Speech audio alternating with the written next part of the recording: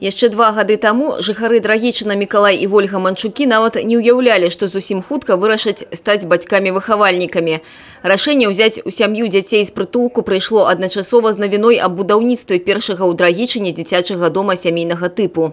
Подумав, посоветовавшись с мужем своим, потому что женщина не может одна принять такого ответственного решения. И мы подумали, что нужно свою любовь, свое тепло подарить деткам, которые в этом нуждаются, которым этого не хватает в данный момент.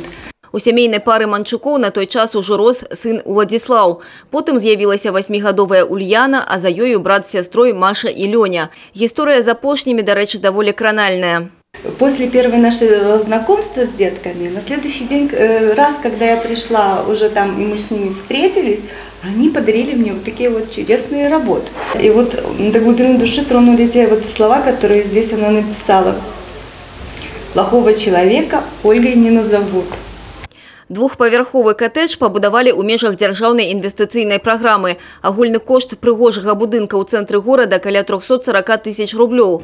Новоселье атрымалася по-сапраўднаму святочным, с подарунками, віншаваннями и пожаданиями. Я хочу от лица Драгического районного исполнительного комитета, от себя лично поздравить их, пожелать им здоровья, счастливых лет совместной жизни, чтобы их семья только преувеличилась, крепла, и пожелать им счастья и добра.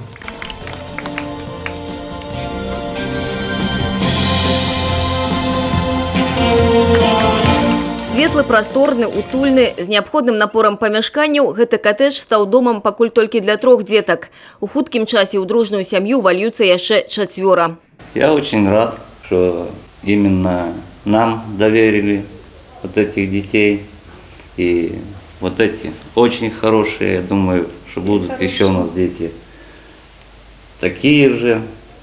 И будем стараться, чтобы с них выросли достойные люди, спортсмены, чтобы школа гордилась, чтобы мы гордились, чтобы выросли настоящие люди.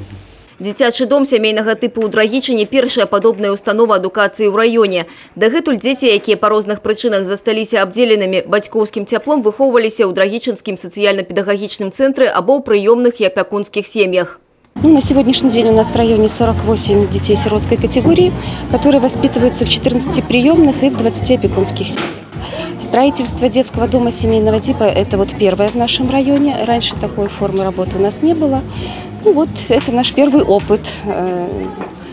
Теперь у нас детки будут помещаться в детский дом. Усяго в области 46 установ такого кшталту. У іх выхоўваюцца больш за 300 дзяцей. Яшчэ 3 дамы сямейнага тыпу плануецца ўвесці ў эксплуатацыю до конца года. Зусім хутка новоселье справяць вялікія сем'і ў Брэсце, Маларыце і Пінскім раёне. Марыя Кобец, Аліса Грыгарчук, Александр Дьяченко, телерадиокомпания «Брест».